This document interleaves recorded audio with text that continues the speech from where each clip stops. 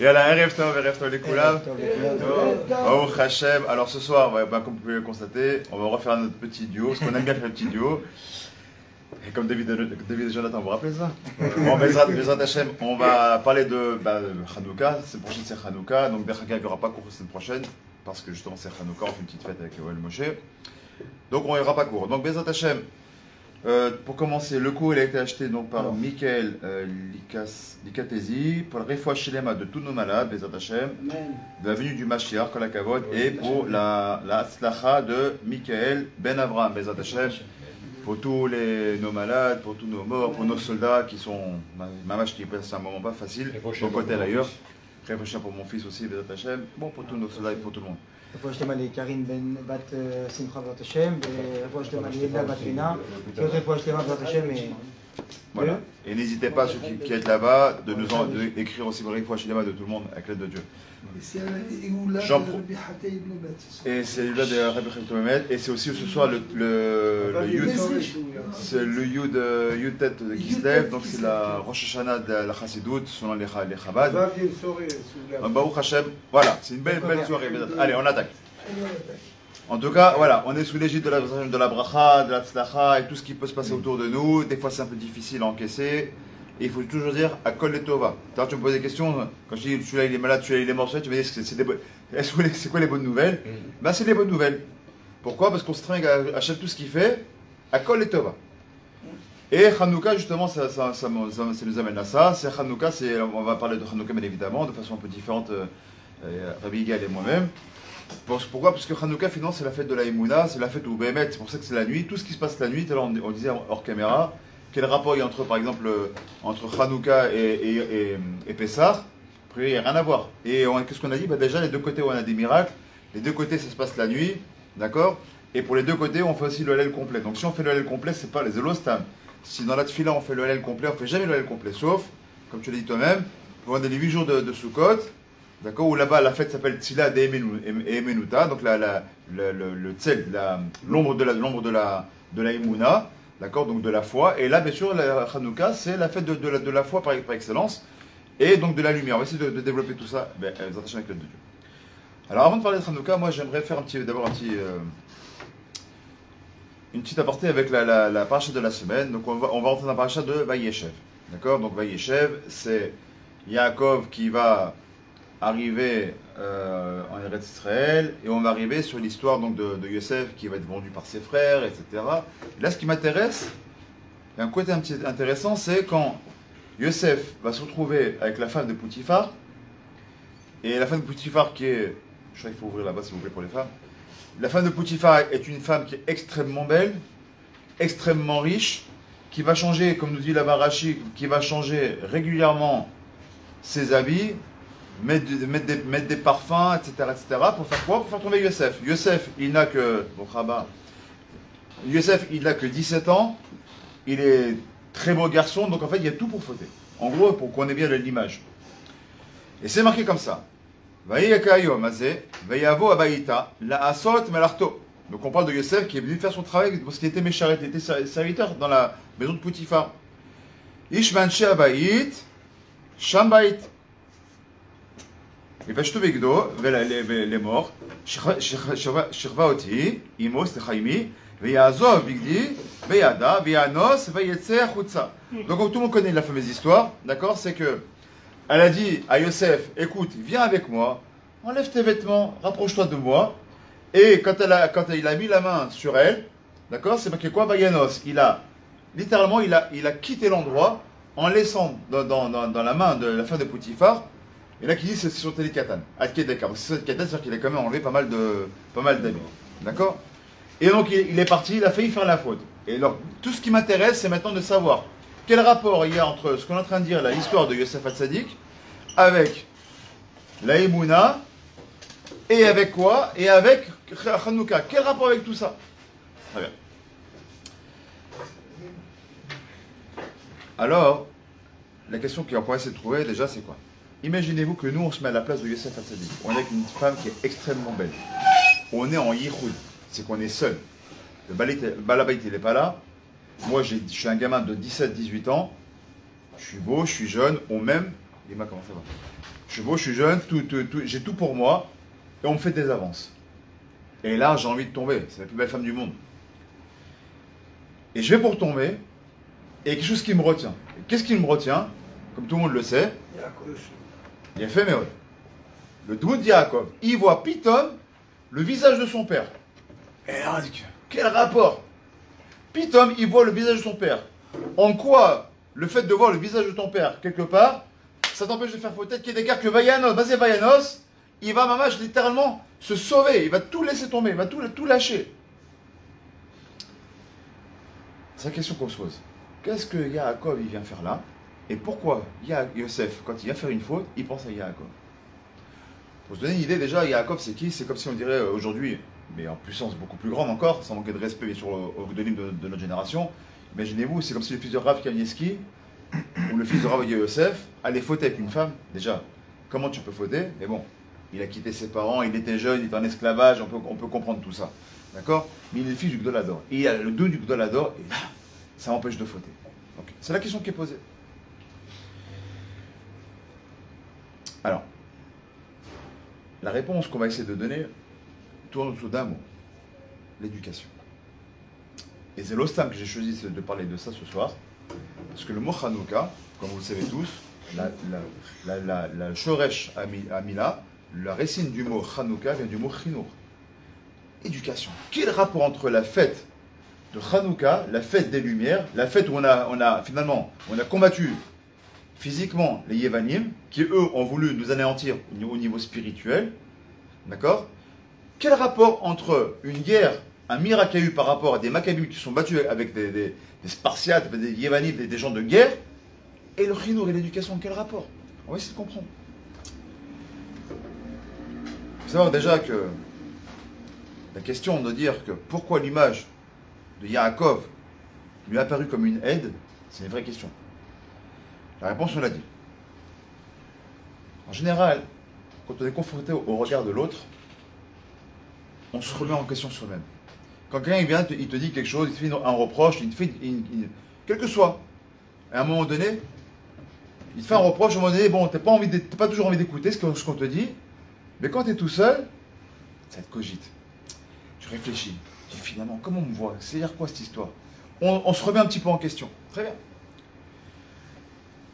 Et pourquoi tu te remets en question? Parce que tu as une éducation. Quand on vient, tu as une éducation. J'ai ma mère qui n'est pas ici présente, que Dieu l'a. Et mon beau-père qui sont ici présents, Baruch Hashem, longue vie, Bezat Hashem.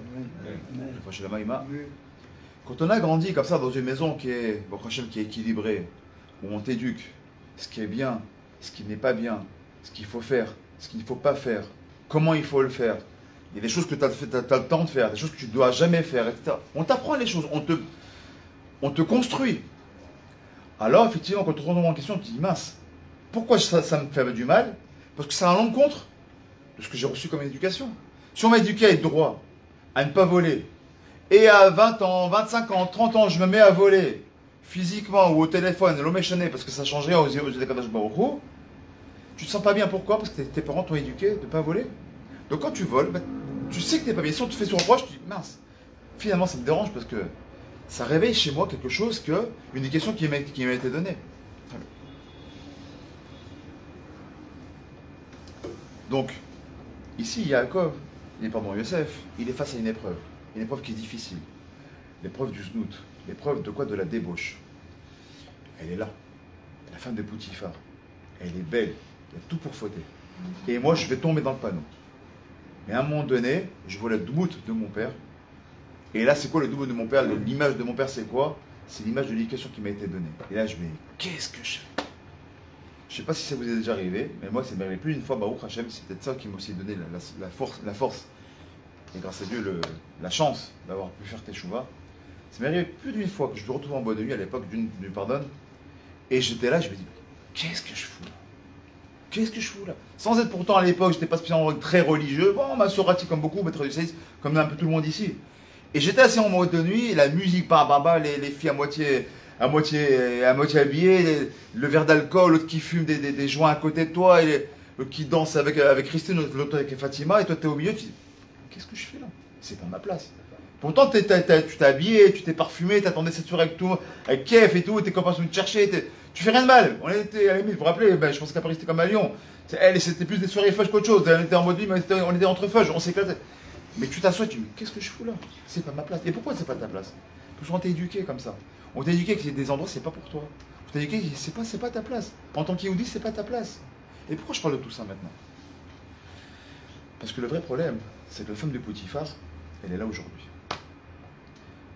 C'est pas simplement une femme, c'est la mode, c'est les envies, c'est la course à l'argent, la course à la réussite, d'être toujours le premier. Il faut que j'ai une société qui va me rapporter encore plus. Et quand j'ai plus, je veux encore plus. Comme dit la Gemara, quand t'as Méa, tu veux Mataïm. Quand t'as Mataïm, en fait, tu veux toujours plus. Et même quand on en rigole, même en rigolant, regardez, des fois, dites-moi si je me trompe. Quand tu te dis, ah, je gagne au loto. Ah, au début, t'es plein d'islam, je gagne au loto. Allez, imagine on gagne 10 millions de shekels. Allez, qu'est-ce qu'on dit? Amen. Et qu'est-ce qu'on se dit tout de suite? Tu sais quoi? Tu sais quoi? Allez, je donne. Allez, tu sais quoi? Je suis large. Je vais donner 20% raf tout parce que faut donner le massage, je vais donner.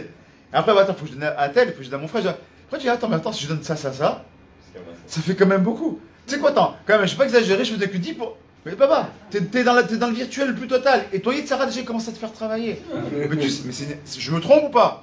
Ça ne nous est pas arrivé à chacun d'entre nous. On n'a même pas cet argent dans les poches, on s'imagine.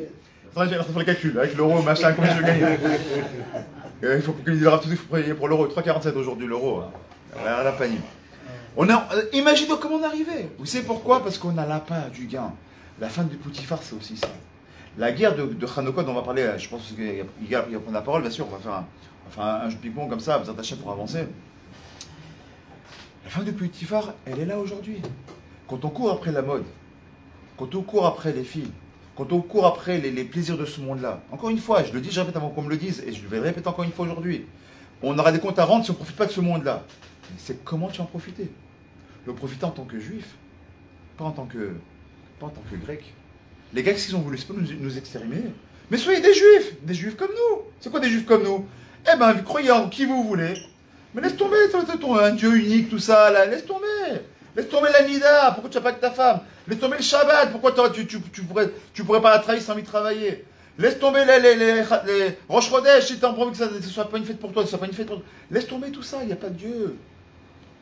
Il n'y a pas de Dieu pour toi, tu n'as pas de Dieu. Il y a des dieux. T'aimes le soleil, ben, il y a le dieu du ciel. T'aimes le vent, ben, il y a le dieu du vent. T'aimes la pluie, ben, il y a le dieu de la pluie. C'est pas plus simple. Ça, c'est trop facile. Ça, c'est l'hellénisation. C'est la édomisation. C'est la mondialisation. C'est le monde moderne. C'est ce qu'on vit aujourd'hui. Nous, on est tellement forts qu'on a judaïsé ce que les Grecs ils ont voulu faire.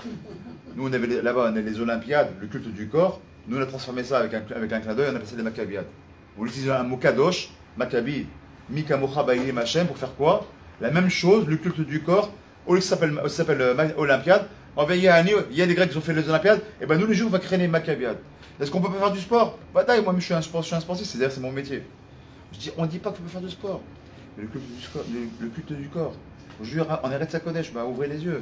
Tout le monde avec le karakoua, avec les queues de cheval, encore l'autre il est comme les mêmes coupes que les footballeurs qui veulent rien dire raser ici, alors qu'à la Torah c'est assourd de se raser, on est des hommes, on doit laisser les péotes, au moins les fachotes 1 mm, voire 3 selon des déotes.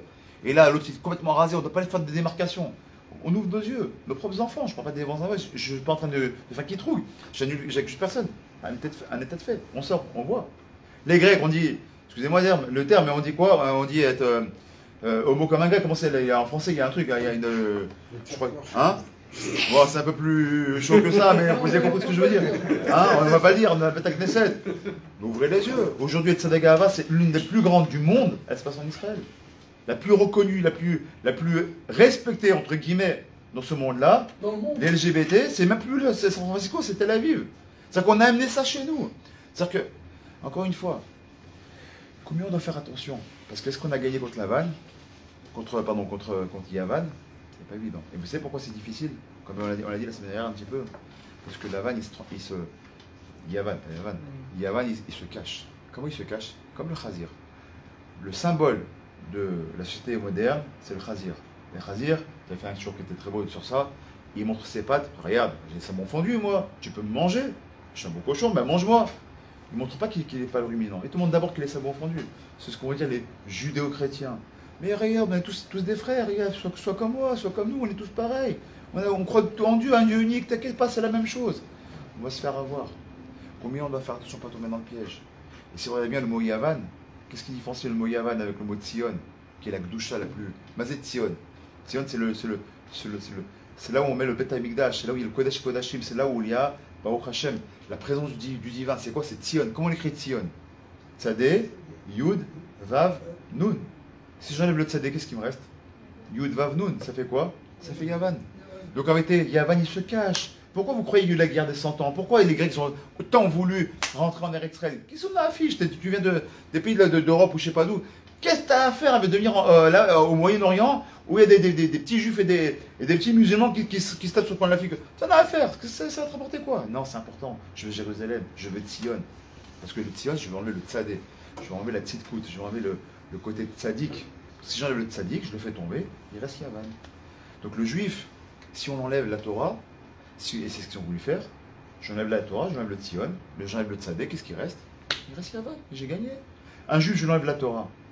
Il n'y a pas pire qu'un juif qu'un. Un juif, il peut être pire qu'un goy s'il n'a pas de Torah. Pire qu'un goy. Pire qu'un goy. Donc comment on doit faire attention à ce genre de choses avant de passer la parole à Yigal. Donc on doit faire attention. Combien on doit travailler sur notre éducation, l'éducation de nos enfants. Parce que c'est dès le plus petit, plus jeune âge qu'on doit commencer. Apprendre à craindre d'Akadosh Baruch Hu. L'amour d'Akadosh Baruch Hu. Pas que simplement, Assour, pourquoi tu fais ça? Pourquoi tu ne lèves pas? T'as mis le défilé, espèce d'idiot, t'es nul, t'as pas. Tu fais ça, le gosse à un moment, il dit, ah, tu m'as saoulé, toi, t'as pas ton truc, allez, vas-y, lâche-moi. Et dès qu'il aura un âge de comprendre, il va c'est mieux de boîte de nuit. Il n'y a pas photo. Quand t'as 15 ou 16 ans, si t'as le choix entre aller t'embêter un Shabbat à faire le coq devant un Sefer Torah ou aller avec les copains et les copines à la plage, à la plage d'Ekchatot, quand tu as 15 ou 16 ans et si tu n'as pas un bon chinour, il n'y a pas photo, c'est normal. C'est normal. Le mec il dit, qu'est-ce que j'ai à faire de ces trucs-là? C'est has-been pour moi, c'est pour les vieux ça, d'être à la synagogue. Quand je serai vieux, quand je serai marié, j'irai à la synagogue. On s'était tous dit qu'on était gosses. Bon, quand je serai plus grand, je verrai plus tard. Mais quand tu as une bonne éducation, quand enfant, on lui apprend les valeurs on lui apprend que la Torah, c'est aussi les valeurs de la famille. C'est aimer ses frères et sœurs, être capable de donner. Il y a un verre qui est à moitié plein, le petit il a soif. Tiens mon frère, tiens, c'est pour toi, j'en veux pas. Pourtant tu crèves de soif, t'en as envie, c'est pas grave, donne à ton frère. Quand tu apprends ces valeurs-là, le gosse quand il grandit, comment il grandit? Il grandit bien, il grandit avec ces valeurs-là, il grandit, voilà. Et quand il va à une épreuve, eh bien qu'est-ce qui va se passer? Il va faire exactement comme Yosef. Même si l'épreuve, elle était au F7, même si le Yitzhara, il a pris une emprise comme ça, il commence à te tirer, qu'est-ce que tu fais toi? Tu dis, attends, j'ai mon éducation, elle est plus forte que ça. Et là, j'arrache les chaînes de Yitzhara, j'arrive à les et Zéoudibor, à Kovesh et Titro. Mais comment je peux le faire? À partir du moment où j'ai un bon chinour, du moment où j'ai une bonne éducation. Mon éducation, à ce moment-là, elle va ressortir et elle va germer. Donc quand une personne va vouloir fauter, elle va vouloir tomber, d'accord, il va devoir prendre ses responsabilités. Et comment tu prends tes responsabilités? Quand tu as une bonne éducation. Même chose, hein, je démarre dans la mamache la parole à notre ami Gal, prépare-toi. Et c'est exactement comme voilà ici, il y a des gens qui ont des sociétés ici ou qui en ont eu. Quand on veut quelqu'un, quand on veut qu'un de ses employés, ils prennent la suite parce que je vais ouvrir une deuxième agence dans une autre ville. Et je veux maintenant, je peux être à 2 endroits. Qu'est-ce qu'on va faire? On va prendre son employé, on va, entre guillemets, l'éduquer, on va le former. C'est un autre mot, mais c'est la même chose. On va lui donner une éducation de société. C'est une formation, on apprend à gérer, manager, faire une bonne gestion des comptes, etc. Comment on gère l'humain, le savoir-être, le savoir-faire, etc. On veut lui apprendre. Une fois qu'on voit qu'il est complet, qu'il est prêt, ok, on le laisse. Et on est capable de partir ailleurs et ouvrir un autre sniff à côté. Une autre agence, pourquoi? Parce que je sais qu'il est sur un... Je lui ai donné tout l'équilibre qu'il fallait, tous les outils qu'il fallait pour qu'il puisse partir de lui-même. Exactement la même chose avec nos enfants. Donc, par exemple, parler de 100% tout à l'heure de Hanouka, voilà de comment on va passer. La paracha de la semaine, c'est l'Ostam, qu'on parle avec Yaakov et Yosef, parce que Béhémet, Yaakov, c'est la personne qui nous a montré qu'il était capable de annihiler totalement son Yetzirah.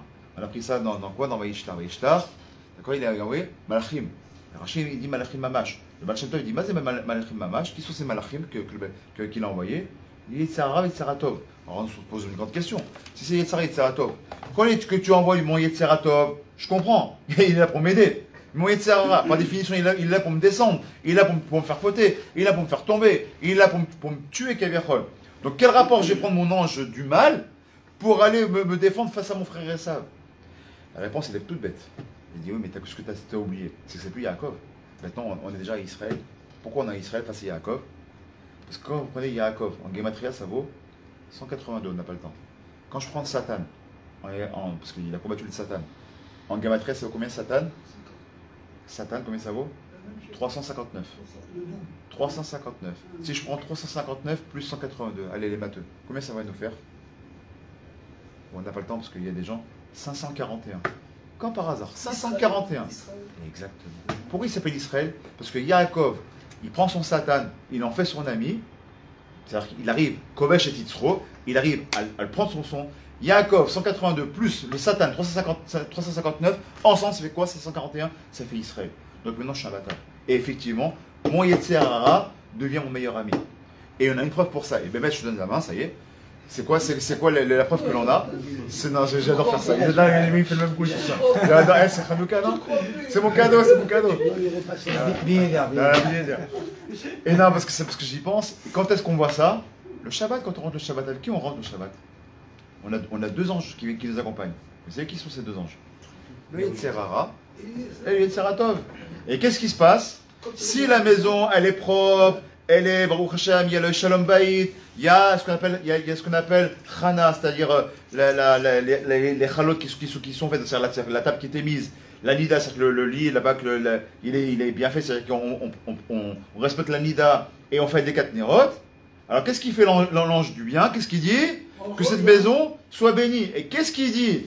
Le Yetzer Hara, Amen. Il est obligé de le dire. Mais inversement, si maintenant on ne fait pas le travail, et on va s'helléniser, c'est-à-dire qu'on va se comporter comme des Grecs. Oh, ça va, les ramas qui sont lourds et qui sont tout interdits, tu vois pas tout interdit. Quel mal il y a de regarder une blonde. J'ai des yeux pour voir, non, mais t'as pas compris. Parce que quand tu fais ça, Baba, tu sais ce que tu es en train de faire? C'est que tu donnes la force avec ton Yetzer Hara de te maudire, et tu obliges ton Yetzer Hara Tov de dire Amen. Exactement comme le Shabbat. Et donc, au lieu de faire Yaakov qui a combattu sur Satan et qui est devenu Israël, toi tu fais un four à la four. Et malheureusement, ça fait ça, ce qui va faire des dégâts. Donc, Bezrat Hashem, combien on doit prendre en considération combien le chinour, dès le plus jeune âge, il est important, mais pas le plus jeune âge. Mais le chinour, il continue, même quand ton fils il est marié, même quand ton fils il est lui-même papa, tu vas l'éduquer. Mais pas avec une éducation, le mot va changer, comme on l'a dit ça s'appelle une formation quand on est en société. Quand il va grandir, ça s'appelle quoi? Ça s'appelle un conseil. Mais tu restes ton père. Il peut avoir 22, 23, 50 ans même, il a même des enfants, tu restes son père, tu le conseilles. Parce que tu es passé par là, automatiquement tu auras toujours plus d'expérience que lui. Et donc, automatiquement, tu as quelque chose à lui apporter. Et cette valeur ajoutée, c'est ce qui va le sauver, Zatachem, à ne pas tomber. Alors un peu pour continuer dans la même foulée un peu, bonsoir.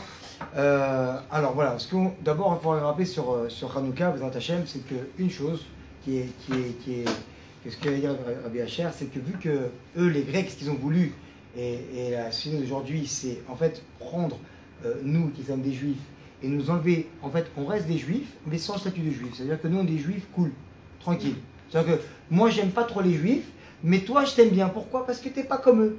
Et c'est exactement à partir du moment où une personne extérieure comme ça va venir nous dire ça, que nous on peut prendre ça comme un compliment. Alors qu'est-ce qui va se passer directement? En fait, on voit que là, on est sur la descente parce que le Sahara, il vient nous mettre un peu comme ça des louanges avant de nous faire tomber. Et comme on sait qu'on tombe progressivement, d'accord? Comme l'escalier, on ne saute pas du 7e étage, on descend par l'escalier, ça descend doucement.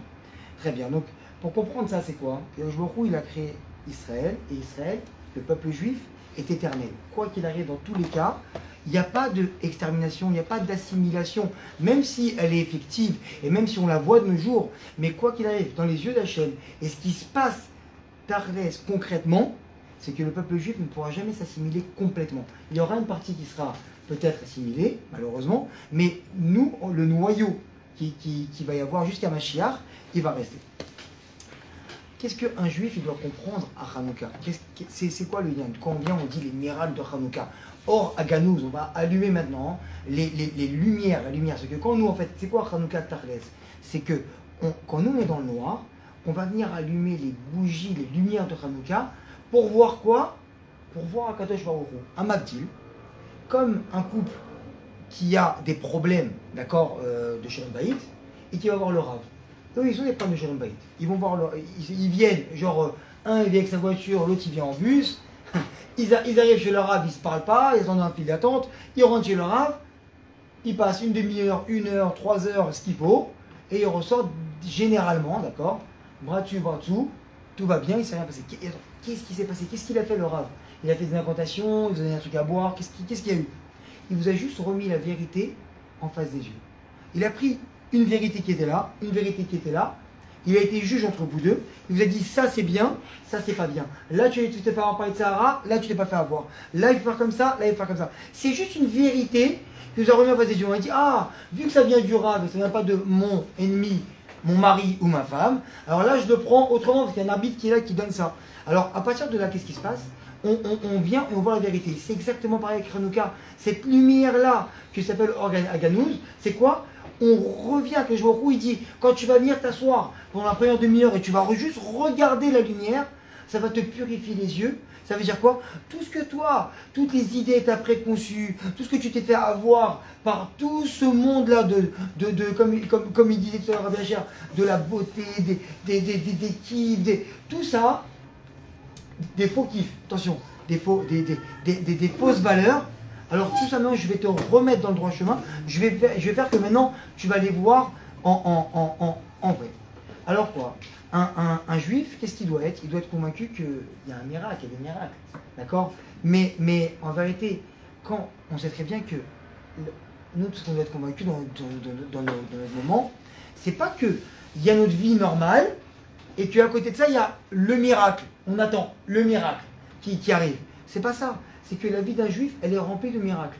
Et nous, en fait, bizarrement, à Mavdil des Goïm, ce qu'on doit voir, on doit voir dans notre vie un miracle. Ça veut dire que là, quand, par exemple, une femme, elle attend un enfant depuis 3, 4, 5 ans, 6 ans, et qu'elle n'arrive pas à avoir, et qu'elle va à une youla de Rabbi Chaït justement, qui s'est là aujourd'hui, et qu'elle va là-bas, qu'elle prie, et qu'une semaine après, tombe enceinte, 9 mois après, boum, elle accouche. Mais c'est un miracle, c'est pas maintenant que c'est normal, bon écoute, je suis parti, je pense que on est parti en vacances, on était là-bas en Tunisie, ça vous a un petit peu libéré l'esprit, alors je tombe enceinte. Non, c'est que tu es parti là-bas chez le tzaddik, tu es vu après que directement après tu tombes enceinte.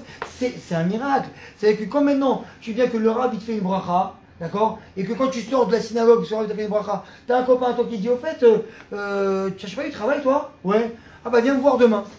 Mais ça, c'est ça le miracle, c'est un miracle. C'est des miracles.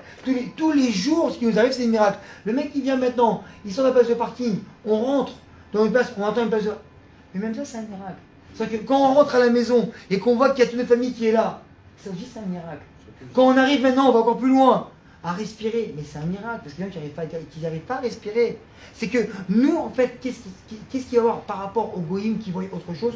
On doit voir que déjà, à Rishborou, sans allumer le lumière de Hanouka, sans rien, on vit déjà des miracles à chaque instant. C'est notre vie tous les jours. On voit ça, pourquoi? Parce qu'on voit la main d'Hachem. Mais maintenant, quand on est venu s'écarter un petit peu, que les Grecs, ils nous ont venus, ils nous ont tirés vers une fausse vérité, vers une illusion, qui est le Yetzerara, d'accord, qui nous a ramené voir autre chose, et qu'on croit maintenant que quand on doit s'amuser, alors c'est quand on fait une soirée poker, quand on va en boîte de nuit, quand on doit absolument fumer de la bœuf, quand on doit absolument genre être bourré pour être bien.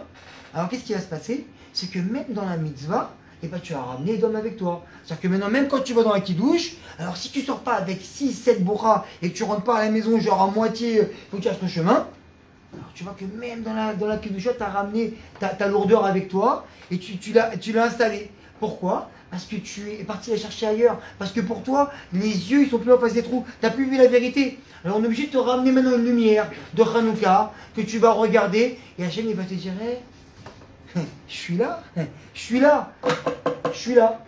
reviens à la maison, reviens me voir. Pourquoi? Parce que tu t'es perdu. Tu es venu, tu t'es perdu. Pourquoi? Parce qu'on t'a montré comme ça plein d'illusions et tu as cru que c'est la vraie vérité, la vraie vie. On voit que Rashi pose la question et il dit sur quoi on fixe le miracle. nous on sait très bien que voilà, votre Hachem nous trouver une petite fiole d'huile, et ils l'ont allumé, et elle a tenu 8 jours, et le miracle, donc on vient, on croit que c'est sur la fiole d'huile, sur une huile spéciale. Maintenant, d'autre côté, le rabbi il vient, il dit un chidouche, il dit que en fait, pourquoi on fait 8 jours, et on ne fait pas 7 jours, parce qu'en fait, un kiosque qui est dans la Gemara, qui est beaucoup discuté et connu, qu'en fait, vu que la fiole d'huile, elle a tenu 1 jour, donc il n'y avait que 7 jours de miracle. Pourquoi tu me fais 8 jours de miracle? Parce que le Rabbi Wolitch, il dit, laisse tomber l'huile. Il dit, le miracle, c'est quoi? C'est pas ce que tu vas ramener, c'est pas ta fiole d'huile, c'est pas ce que tu vas travailler, c'est pas ta parnassa, c'est pas moi j'ai ma maison, moi. Toi, t'es pas ça. Parce qu'il dit, le miracle, c'est le feu. Le feu qui a brûlé là-bas, qui a rien consumé pendant 8 jours, c'est ça le miracle, c'est le feu. Il dit, c'est pas ce que tu vas ramener, c'est pas ce que toi tu crois, c'est pas tes forces. Parce que le jour où il dit, c'est qui le plus fort? Chez les Goïms, c'est qui le plus fort? C'est Rambo, c'est Schwarzenegger, c'est le mec qui est parti s'entraîner, qui a des pectoraux gonflés comme ça. Tu dis, lui il est balèze, lui il est fort. Tu rentres dans l'ascenseur, plus respirer. Et pourquoi? Mec, il est balèze. Tu viens, il prend son mégot, il écrase, il jette son mégot. T'as un arrêt de jardin, il jette son mégot dans ton jardin, et tu vois son mégot, il te regarde, il sourit, et tu dis rien. Pourquoi? Attends, le mec, il fait peur. Avec Jouakou, lui, il le voit comme un minus. Mais la vérité, quand toi t'as regardé les bougies de Hanouka, comment tu le vois, lui? Il vaut rien, il n'a pas de valeur, il n'a rien, lui. Lui, c'est rien. Mais comment que Jouakou, il te voit? Il te voit comme un héros, pourquoi? Parce que tu aurais pu monter, tu aurais pu appeler la police, tu aurais pu faire un scandale. Il dit, c'est qui le gibor, comme il dit alors Rabbi Hachem?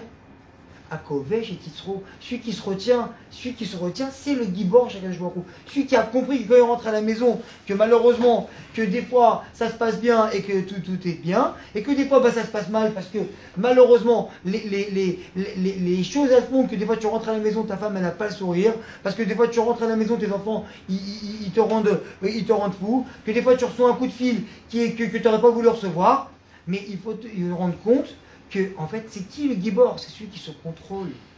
C'est ça ce qui va à Kadosh Baruch Hu. Il dit, quand tu vois la vérité partout, tu suis la cible.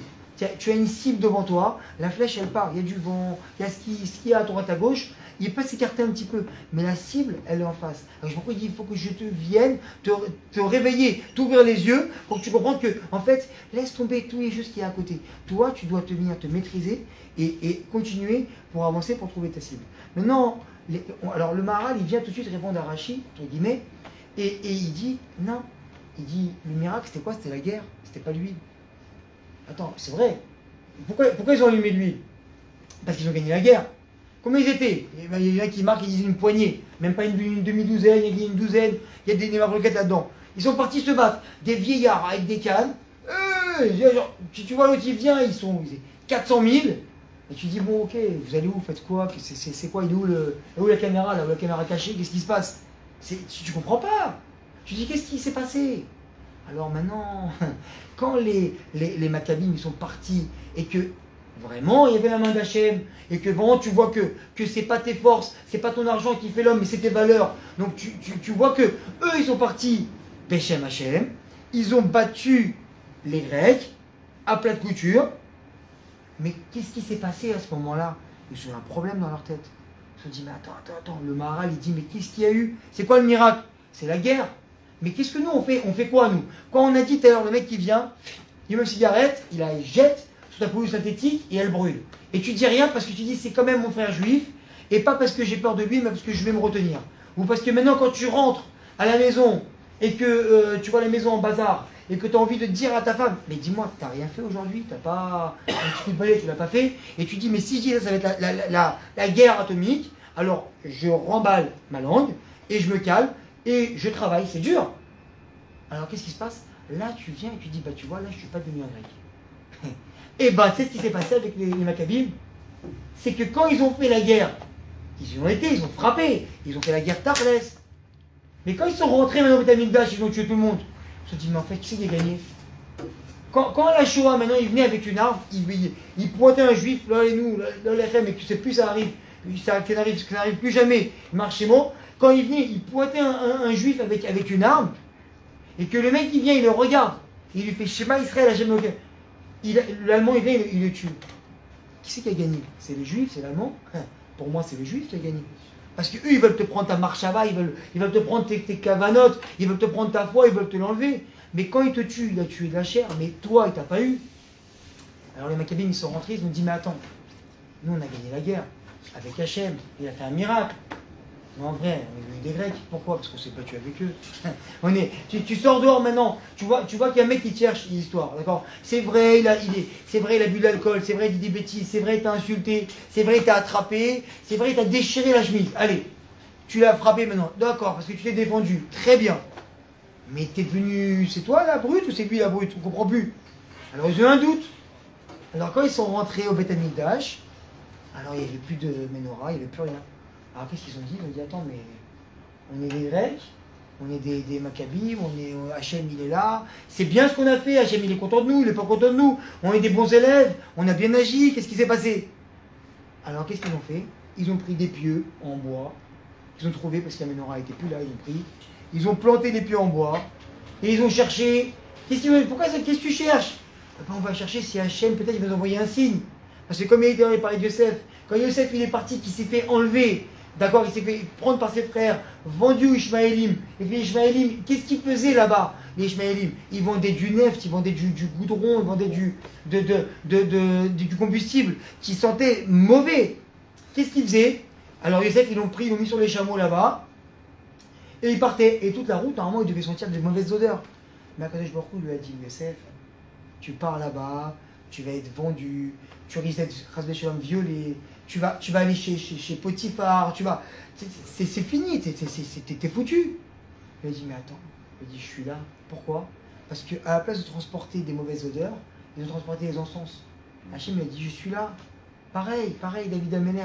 Qu'est-ce qui s'est passé pour David Ameller? Il est venu, il s'est battu contre Goliath, il a dit, je vais vous éclater, moi aussi je vais t'éclater. Et tous les Midrashim me racontent, ok, il est venu, et la pierre, elle a battu le fer, et Goliath, il est tombé. Quand moi, je jette une pierre sur quelqu'un, je vais être en plein front. Qu'est-ce qu'il fait? Boum, il la prend en plein front, et avec les langues, il part en arrière. Goliath, il la prend en plein front, et il tombe en avant. Pourquoi? Hachem lui a dit, je suis là, je vais te montrer que j'étais avec toi. J'étais avec toi quand toi, ce que tu as fait, quand la kavod, Yosef, quand toi tu as été vendu, t'inquiète pas, c'est pour que tes frères puissent venir après la famine, venir en Eretz Israël, et que après je puisse vous purifier et vous ramener, vous donner la Torah et vous ramener en Eretz Israël.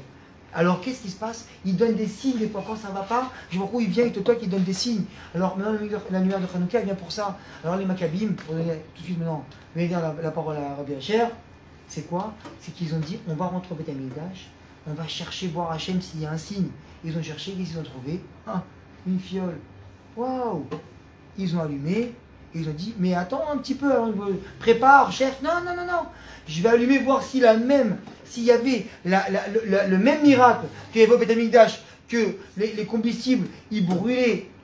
Le nertamide, il brûlait avec un miracle, même s'il n'y avait pas d'huile dedans, parce que quand il changeait la mèche, il la posait, elle restait allumée, le temps qu'il remplisse et qu'il ne remplisse pas. Qu'est-ce qui s'est passé? Les Maccabim, ils ont dit, bon, on est venu chercher un miracle, voir si Hachem il est toujours là. Et bien qu'est-ce qui se passe? C'est la même chose que quand un électricien, il vient, il monte tout un circuit électrique, et il vient voir si ça marche. Vas-y, mets en route, voir. Boum, ça marche. Et bien ça marche, et bien c'est bon. Et bien Hachem, il leur a fait un miracle. Et ils ont tenu. Donc en fait, il leur a dit, les mecs, vous n'êtes pas des Grecs, vous avez bien fait, vous êtes battus, ça veut dire quoi? Vous êtes défendus et vous avez sauvé mon honneur. Et de là, tout le peuple juif va revenir et va renaître. Et c'est ça le Nes de Hanouka, de comprendre que dans nos agissements, à chaque fois que je dois faire une chose, et c'est dur, parce que comme on dit à Kovesh et Titro, il faut se comporter bien, il faut aller voir toujours la même cible. Tes enfants, ils viennent, et ils te saoulent, et tu te réveilles la nuit, qu'est-ce que tu as envie de faire? Ben, quelqu'un qui vient, il se réveille la nuit. L'enfant, il a 2 mois, il a 3 mois, et tu t'es réveillé, il y a 1 heure. Ok, là, c'est bon, il n'a pas mal au ventre, je donne le biberon, je vais coucher. Après une demi-heure, il se réveille. Mais toi, tu t'es conditionné pour dormir. Si tu as envie de. Mais maître, Chas Shalom, que je parle comme ça. Tu as envie de prendre l'enfant, mais tu as envie de le foutre par la fenêtre, Chas Shalom. Je grossis l'image. Parce que tu dis, mais laisse-moi, je veux dormir, j'en peux plus. Mais pourquoi?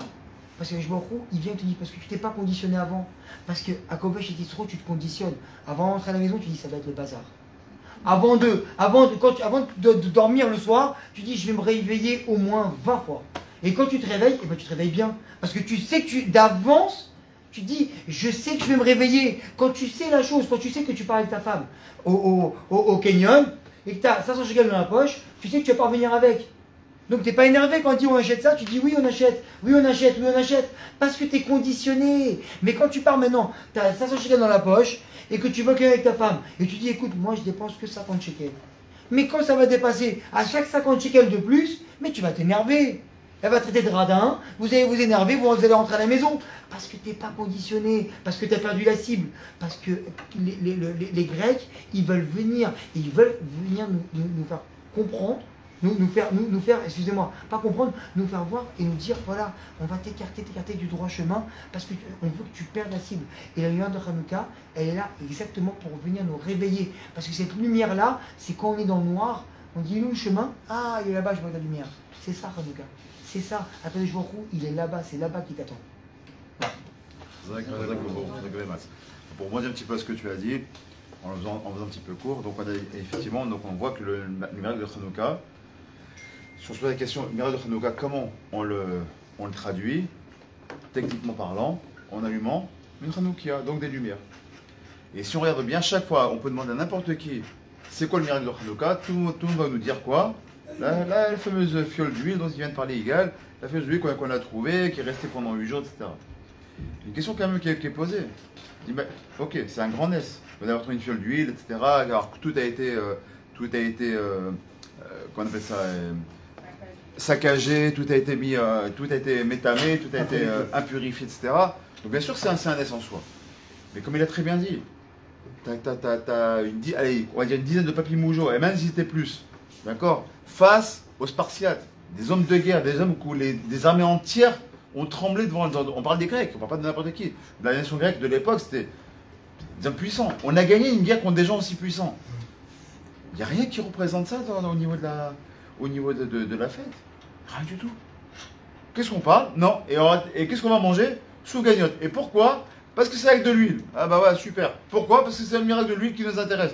Mais quoi? Mais la guerre, on peut pas, tu veux pas qu'on fasse des. Je sais pas moi. On fait un peu de sport, on va gonfler les muscles parce qu'on a fait la guerre, on est content, on fait un monument de. Je sais pas, on fait. Non. Et pourquoi tout ça?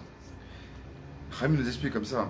Parce qu'effectivement, le fait de Hanouka, comme tu as très très bien dit, c'est pas ça qui nous intéresse. Pour rendre ce que je disais au tout départ, on a parlé de l'éducation, Hanouka, rappelez-vous, c'est du mot chinour. Parce qu'en réalité, les Grecs, qu'est-ce qu'ils ont voulu faire? Qu'est-ce qui nous intéresse? Pourquoi Dafka, cette lumière, c'est important? Ce shemen-là, ces petits limes, ces nérotes aussi importants. C'est tellement important qu'il faut faire pirsomini ça.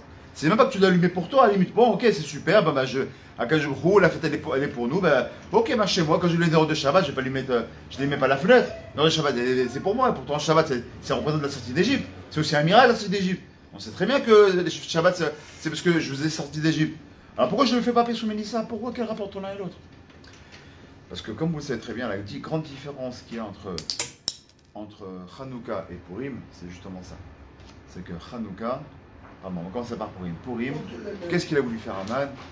Les Abed, les Harod et les Abed, il a voulu nous massacrer, nous tuer, faire une Shoah en un jour.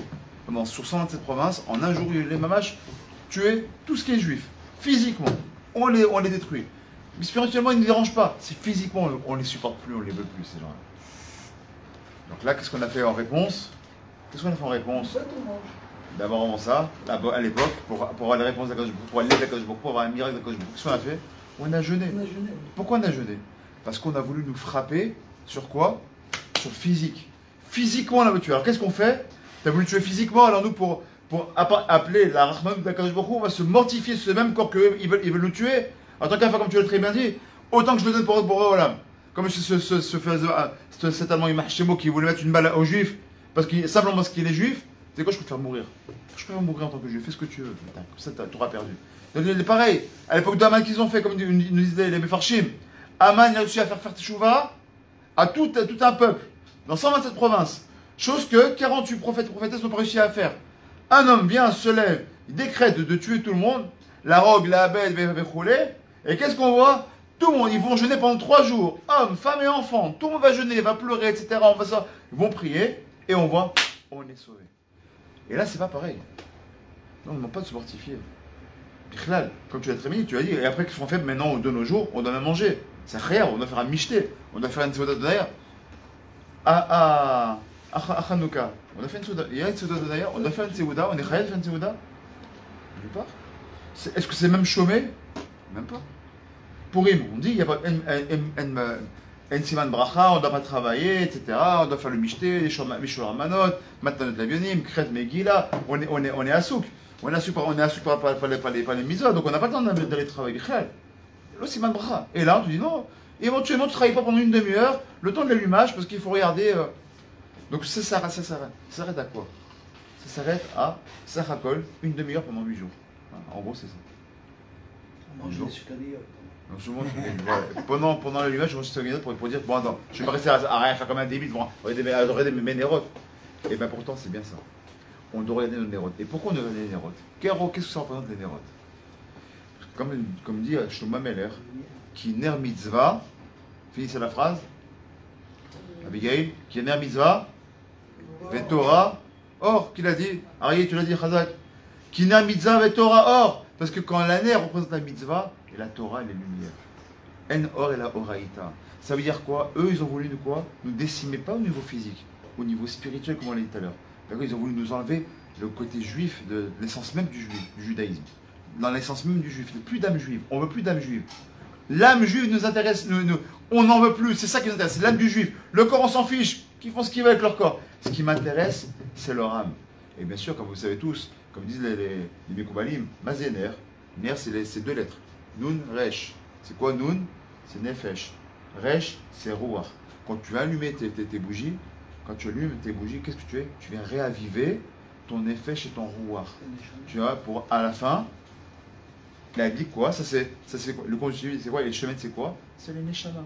Hashemen, les mots, les lettres Hashemen, c'est le mot Neshama. Donc quand tu prends tes nerfs, Nun, Resh, qui représente Nefesh vers Ruach, plus le Shemen, donc la Hashemen qui sont les éléments de Neshama, qu'est-ce que tu es en train de raviver? Ton Nefesh, ton Ruach, ton Neshama.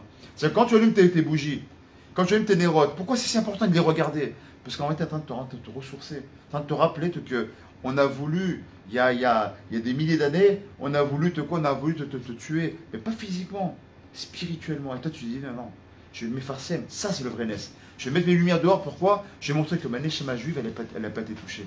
Que 2000 ans après, ils ont voulu nous massacrer. 2000 ans après, l'Égypte ancienne, elle n'existe plus. La Rome ancienne n'existe plus. La Rome antique, elle n'existe plus. Tu prends la Grèce ancienne, elle n'existe plus. Mais nous, le Ram Israël est toujours présent. Pourquoi? Parce que Pirsou Mélissa, qui ner mitzvah betorah or. Je vais aller même plus loin que ça. Nous dit les Chachamim. Rappelez aussi par Shlomo Meller, dans Michelet. Comment c'est marqué? Vous savez que le Akadosh Baruch Hu lui-même, personne de Rodo, il allume aussi des nérotes. Vous savez qu'il allume des nérotes d'Akadosh Baruch Hu. C'est quoi les nérotes d'Akadosh Baruch Hu? Quelqu'un sait? Et comment c'est marqué? En fait, est-ce que tu dis la réponse est juste? C'est les Neshamot de Ram Israël. Mais comment? Qu'est-ce que nous dit Michelet? Ki ner Hashem, finissez la phrase, Nishmat Adam. Ki ner Hashem, Nishmat Adam. Les nerfs d'Hachem, le nérot d'Hachem, Hachem aussi a besoin des nérotes. C'est quoi? Nous, nos nérotes, c'est quoi? C'est les bougies, c'est de l'huile. Il dit, tu sais ce que c'est? Il dit, Shlomo Meller, il dit, tu sais ce que c'est les nérotes d'Akadosh Baruch Hu? C'est les neshamot du Ram Israël. Donc quand nous on s'éteint, c'est quoi on s'éteint? Quand on va suivre, la mode, on va suivre ce que la société moderne, on laisse tomber la Torah, qu'est-ce qu'on est en train de faire? On a pas shoot méhot, on est en train d'éteindre pas shoot méhot, on éteint les nérotes d'Akadosh Baruch Hu, on éteint ces nérotes. C'est pour ça qu'on va allumer 36 bougies, 44 avec le shamash. Mais en vérité, une bougie aujourd'hui, 2 demain, 3 après-demain, si je les compte une après l'autre pendant 8 jours, une aujourd'hui de demain jusqu'à 8, ça fait 36 bougies. Comme il a très bien dit, qu'il y ait les 36 tzadikim, qu'au moins les farot, on s'amuse sur les 36 tzadikim qui vont au moins maintenir le monde. Mais en vérité, ces tzadikim, c'est qui? C'est nous-mêmes. À nous d'être un tzadik. Comment tu peux être un tzadik? Ravive ta flamme. Ravive ta flamme. Et c'est quoi ta flamme? Ta neshama. Qui ner mitzvah vetorah or. Donc quoi? Eux, ils ont voulu nous détruire spirituellement. Dans quoi on doit se renforcer? Dafka au moment de Hanouka. Dafka dans quoi? L'étude de la Torah. Celui qui vient et qui se met à étudier la Torah, il commence à rentrer dans le Limud Torah, qui essaie de prendre sur lui quelques mitzvot supplémentaires. Alors qu'est-ce qu'il est en train de dire? Le bras de fer qu'avec le Akiyavan, je l'ai gagné. Je l'ai gagné. Quand je vais voir le Mishté, et je vais voir jusqu'à Hatcheloyada, quand on fait le Mishté, on est très souvent ensemble avec Igal, On est là et bon, on aime bien faire un pigabala parce que on boit 15 verres de vin. Jusqu'à quoi? Et à chaque fois, qu'est-ce qu'on est petit ou grand? Pourquoi? Vous savez quand est-ce qu'on arrête? Et bien, on arrête. Quand est-ce qu'on arrête? Que quand? Dès qu'on se trompe. Dès que j'arrive à dire Arur Mordechai Vebarur Rama, c'est que je dis à l'inverse de ce que je devrais dire, c'est que je suis bourré, ça y est, j'arrête. Il n'y a plus de mitzvah de continuer à boire. Pourquoi t'en arrives jusque-là? Pourquoi c'est un michté? Parce qu'ils ont voulu tuer physiquement. Alors, montre que nous, on est joyeux, on est heureux, on va boire, on va manger, on a un festin, on est en famille, on va kiffer sans perdre la tête. À partir du moment où ma bouche ne va plus avec mon cerveau, hop, on a une mitzvah de s'arrêter tout de suite. Et d'aller même aller dormir, c'est une mitzvah selon le Rama. Donc on est en train de là. Et là, la différence qu'on a ici avec Hanouka, c'est quoi? Torah. Renforce-toi dans ta Torah. T'as sommeil, il est lundi soir, ça t'a envie de rentrer chez toi, t'es fatigué. Mais t'es là, vous êtes au Chiour. Et pareil pour nous. Le Rav nous prochain de ce route-là, de faire Zikouya Rabim. Et c'est aussi que la Chiour, c'est pas facile. Ça se prépare, il faut lire, il faut. Mais ça veut dire c'est un srout. Quand tu fais ton devoir Torah, mais t'étudies déjà pour toi-même. T'as ravi ta Neshama. Vous savez que c'est pourri de grec. Je pose une question. Vous savez que c'est marqué là-bas qu'il disait comme ça. Il y avait une phrase qui est marquée comme ça. Kadvu à la Keren, à Shor, En lachem chelek beloke Israël. Ils avaient pris là-bas sur le Keren, la corne du Shor, la corne donc du veau ou du taureau. Ils avaient gravé dessus, d'accord. Ils avaient gravé comme ça. Tu n'as pas En lachem chelek, tu n'as pas ta place, tu n'as pas ta place dans le Dieu d'Israël. Ils ont mis ça sur les Keren. Et on se pose la question, pourquoi les Keren? Ça représente quoi le Keren? Le Keren, c'est très simple. Aujourd'hui, on a des verres en plastique qui coûtent super cher. Merci Doberman. On a des coups de... Mais à l'époque, ils n'avaient pas de verre. Donc, où ils buvaient? C'était quoi les biberons à l'époque? C'était les cornes de taureau, les cornes de veau, ou de bélier. Ils venaient, ils les nettoyaient, etc. Et ils buvaient là-dedans. Donc, on le voit bien dans les films là, avec le vin, le machin. Même pour les enfants, c'était pareil. Mais je pose une question. Pourquoi au lieu de faire ça, ils ont voulu souiller les Betek Nesiot, Betek Midrashot? Voilà, bon, ici on a la parochet. Bien, tu marques en gros ici, moi je suis un peu intelligent, je suis un grec. Là où les gens m'ont prié Dieu, je leur marque en gros ici, tu n'as pas ta place dans le Dieu d'Israël. Je suis en train de te rendre dingue. Toi tu viens pour prier l'amida de ton Dieu. On dit mais tu n'as aucune place dans ton Dieu, c'est plus logique. Pourquoi tu mets ça dans un biberon? La réponse, elle va avec le début du shiur, où je donne la parole à M. Miguel. C'est justement ça, non. Ça ne m'intéresse pas les petits vieux qui vont prier, parce que non, je ne les prends pas, c'est pas eux qui m'intéressent. C'est quoi l'avenir du Beta Knesset? Les enfants. C'est le rabbin. Vous savez comment c'est pas moi qui le rabbin, vous savez comment il appelle le Rambam une synagogue où il n'y a pas d'enfants? Il y a un mot très très dur, Rambam. Presque. Donc où est-ce qu'on trouve des morts? Le cimetière. Cimetière. Mais le Rambam, pas moi, je dis rien du tout. Le Rambam, il dit dans une Beta Knesset où il n'y a pas d'enfants, il appelle ça un cimetière. Tu sais pourquoi? Parce qu'elle est vouée à la perdition. Alors, regardez les Beta Knesset qu'on a quittés en France, Dessines, Mézieux pour ceux qui sont de Lyon, Vonvelin ou d'où moi je viens, où il reste que des petits vieux au Rieux, partout dans les petites Knesset qui sont dans les enfants, les jeunes, ils se marient, ils ne restent plus dans les banlieues, ils vont il y a plus de feuilles, puis d'un endroit plus dynamique. Elles sont en perdition. Quand il y a le petit vieux pour moi, le moment où je viens, je crois savoir qu'aujourd'hui, la synagogue, elle est fermée toute la semaine. Elle ouvrait que le Shabbat. Et moi, je crois même que maintenant, elle est ouverte que le samedi matin, parce qu'ils n'ont même plus de minyan. Donc elle a avoué, encore 1, 2, 3 ans, je ne sais pas, à être fermée, cette synagogue. Pourquoi? Parce que si tu n'as pas d'enfants, ça devient un cimetière. Et les Grecs, très racham, les Grecs, très intelligents comme peuple, ils ont dit, les vieux qui ont pris, ça ne n'intéresse pas. Dès leur plus jeune âge, leur biberon, pendant qu'ils boivent leur biberon, c'est marqué, là ils vont boire, dès leur plus jeune âge, t'as pas de place au Dieu d'Israël. Ton Dieu, il vaut rien. Ton Dieu, il t'a abandonné. C'est rien. Laisse tomber, c'est pas pour toi. Au plus jeune âge. Et là, vous comprenez pourquoi j'ai parlé au début, j'ai voulu le prendre avec le Rav Mordechai, le Rav Bismuth. J'aurais dit que j'ai ramené son chef, c'est un de lui. Combien on doit faire attention à l'éducation de nos enfants? Est-ce que tu dis que c'est ce qui est le lavage de cerveau qu'on fait aujourd'hui, que font nos ennemis à leurs enfants? Ils ont fait un malheur. Ils font des tueurs à gages. Tout ou tard, ça se retourne contre eux. Ça a déjà commencé. Parce que si tu n'éduques pas tes enfants dans le bon chemin, automatiquement, tu auras l'effet boomerang. Mais quand ton enfant il est dans le droit chemin, quand ton enfant tu l'éduques dès le plus jeune âge, dans son biberon tu lui mets de la Torah et de la mitzvot, automatiquement tu t'occupes de sa neshama. Qui n'est un mitzvah, et Torah or. quand tu t'occupes de sa neshama, et là, on comprend maintenant une halakha qui te dit, première halakha du Shulchan Aruch sur les lois de Hanouka, c'est quoi? C'est Chaviva Me'ad Me'od,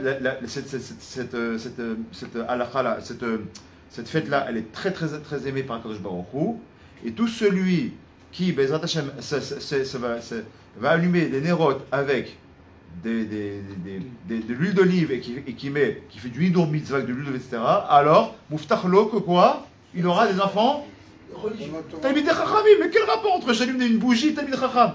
Mais on comprend maintenant. Parce qu'il y a mitzvah avec Torah. Or, si tu mets, toi, tu fais mida kedek mida, tu allumes tes nérotes, tu viens à Kadosh Baruch Hu, je te montre que moi, ma neshama, elle n'est pas morte. Ce qu'ils ont voulu faire les Grecs, je ne l'accepte pas. Moi aujourd'hui, voilà, j'étudie la Torah, je prends un livre de Torah, il dit en l'occurrence ici, et j'étudie la Torah. En 2021, de l'ère vulgaire, je viens dans le monde moderne et je continue, j'arrive à me séparer du monde moderne. Ok, il faut travailler, mais il faut être capable de tout faire. Il a très bien dit, mais il y a un mot qui est très à la mode et qui fait beaucoup de peine. Le datiloni, aujourd'hui c'est un nouveau mot qui est très à la mode en Israël. Le datiloni, c'est mélange de dati et chiloni. Ça va, il faut être un peu religieux, un peu chiloni de temps en temps, ça va. Ah, tu es toujours religieux. Tu es religieux à la synagogue, mais quand tu es en vacances, laisse un peu le charrer, ça. Laisse-toi aller, que ça en affiche. Bah, quand tu es religieux, si tu vas à Tombouctou, ben ok, c'est un Betrabat là-bas. Et si elle n'a pas, ne va pas. S'il n'y a pas Minyan, où tu vas aller? 15 jours tu vas partir, mais va. La tefila, tu vas faire Yechid pendant 15 jours, ça ne te dérange pas. Pas de Sefer Torah samedi, pas de Sefer Torah lundi, pas de Sefer Torah jeudi, et ça ne te manque pas. Tu vas faire, ah non, mais ça va, c'est les vacances, qu'est-ce qu'il y a bon. Et puis, bon, bah écoute, t'as pas où manger caché, je m'arrangerai, au pire, bon, j'achèterai des fruits, des légumes, des dunes, machin, et du poisson, je vais me débrouiller, je vais. Pourquoi tu rentres dans des tarboulottes? Pourquoi tu rentres dans des tarboulottes? Qui t'a dit qu'il fallait aller à Ibiza? Qui t'a dit qu'il fallait aller à Las Vegas? Qui t'a dit qu'il fallait aller dans ces endroits-là? Comme on est pris par l'engouement du monde moderne, ça va, c'est pas si grave que ça. Tu vois pas le mal. Au contraire, on veut se ressourcer, c'est pour mieux revenir après on se donne des bonnes consciences. Combien, mes attachés, on doit faire attention que Béhémet, si on a compris que le Hanouka, c'est une remise en question sur notre chinour. Comment on éduque nos enfants et comment surtout on s'auto-éduque. Hanouka, c'est un moment de dire ok, viens, je suis une bonne énoute. Ça vient d'une bonne ça vient de bina, de comprendre. Ok, attends. Viens, je fais un petit break. Qu'est-ce que je fais de ma vie, moi, tous les jours? Ok, je cours après l'argent, je cours après si je prends. Mais c'est quoi l'argent, finalement? C'est un moyen ou c'est un but? On dit la dernière fois de la Chine. C'est un moyen ou c'est un but? Quand tu tournes, on dit c'est qu'un moyen, on le sait très bien. Et pourtant, comme on l'a dit la dernière fois pour ceux qui étaient au Chio, qu'est-ce qu'on est? Combien on travaille par jour? 8, 9 heures, 10 heures? Combien t'étudies? 8, 9 heures, 10 heures aussi? Si des fois tu arrives à étudier 1 heure par jour, on te dit capable, tu te dis, oh, ok, quel religieux le mec. Mais alors quoi? C'est qui le moyen? C'est qui le but? Je comprends plus. Tu dis dans tes mots que non, l'argent ça reste qu'un moyen, c'est pas un but en soi. Alors c'est très bien que le but c'est la Torah, c'est mitzvot, on le sait. Mais pourquoi Betachlet, et je m'inclus moi le premier, on ne le dit pas? Parce qu'on était hellénisé, qu'on le veuille, qu'on ne le veuille pas.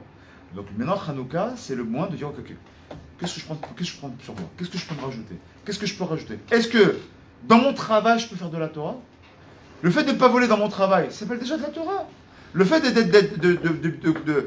payer mes employés en temps en heure, ça s'appelle déjà la Torah. Si je suis un vendeur de légumes et d'être pointilleux au gramme près, et si je suis pas sûr de rajouter une pomme de plus pour être sûr de ne pas rentrer dans le gazelle, c'est déjà la Torah. Donc tu peux vivre de la Torah 8 heures par jour, il n'y a aucun problème. C'est ce que nous dit Chagav, le rabbi Lévi Yitzhak de Berdichov, c'est exactement ce qu'il nous dit. Il dit parce que là, il est point, et ben, moi je finis avec ça, je parle beaucoup, il m'a dit. J'ai dit, je sais pas beaucoup à dire, mais il me dit, ouais, je te connais plus. C'est plus fort que moi, mal à ça. Mais je te donne la parole et je finis avec ça. Rabbi vous savez ce qu'il nous dit? Il dit, attends, j'ai une question qui me taraude, tu sais quoi?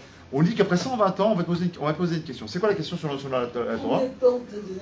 C'est Kavata et la Torah. Au moins, est-ce que tu as fixé un temps d'étude? Voilà.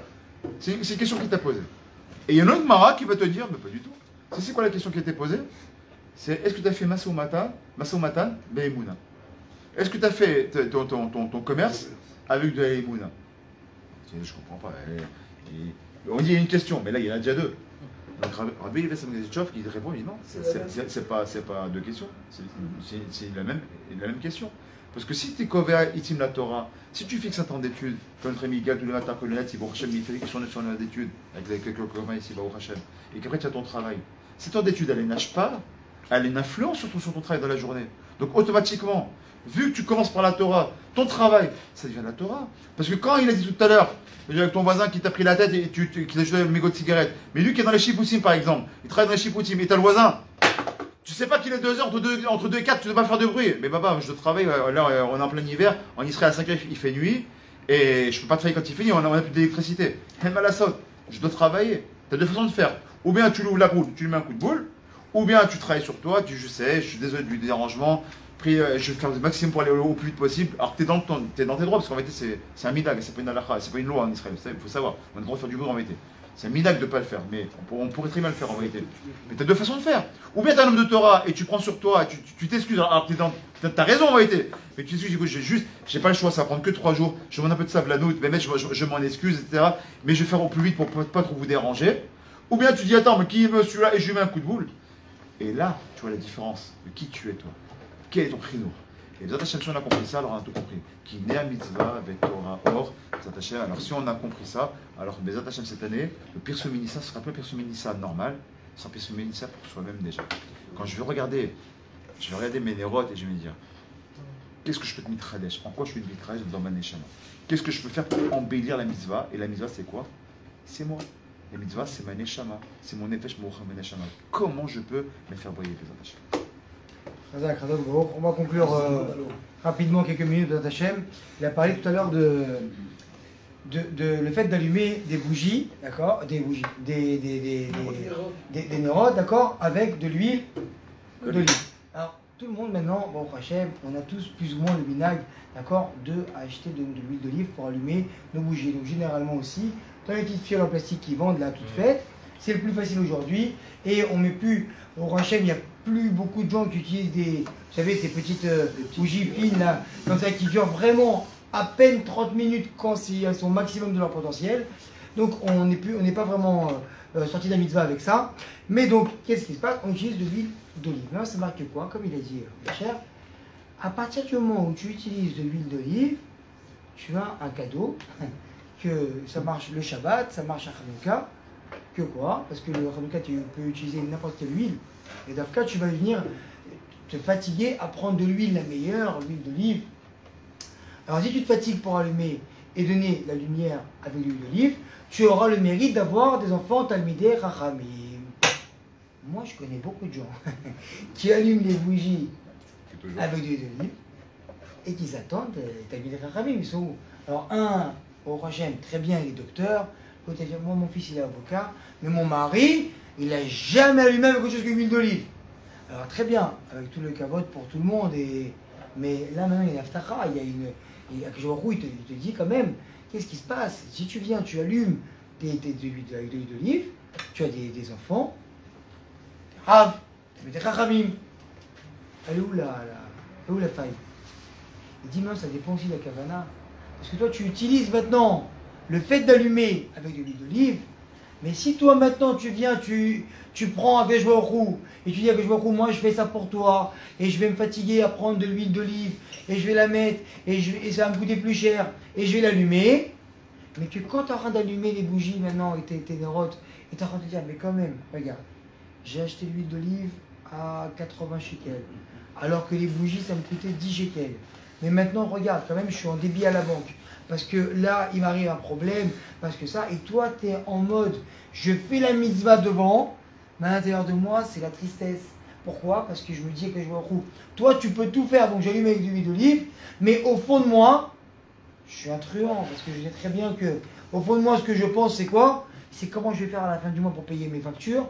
Regarde, là, j'ai un problème avec telle personne. Comment je vais faire dans mon travail pour pouvoir tout gérer en même temps? Là, je vais arriver demain matin, mon patron va être de travers. Quand je vais aller voir mon banquier, je vais lui enlever une boîte de chocolat pour qu'il soit, pour l'amadouer un petit peu. Mais alors donc, est-ce que tu es sommaire sur Akadosh Baruch Hu? Est-ce que toi, tu comptes sur Hachem? Ou est-ce que tu comptes toi sur ta vie? Alors, il te dit maintenant, si tu viens, que tu fais des beaux gestes avec l'huile d'olive, et que ta kavana au fond de toi, ta pensée, elle est que toi, tu peux tout faire, et il n'y a pas ni tristesse, il n'y a rien, et j'associe la joie à l'allumage, et que je compte que sur toi, alors là, il y a une aftacha d'Ajouakou à avoir des enfants de Rachamim. Mais si maintenant, toi, quand tu viens, tu aimes tes bougies et tu dis Hachem, pas de problème, moi j'aime les bougies avec l'huile d'olive, et derrière ça, je vais quand même faire ma grosse ishtadlout et je vais quand même, moi, aller donner, comme il dit, un peu de chocolat au banquier pour qu'il m'accorde mon crédit. Alors là, il dit que on n'est plus tout seul là, il n'y a plus de.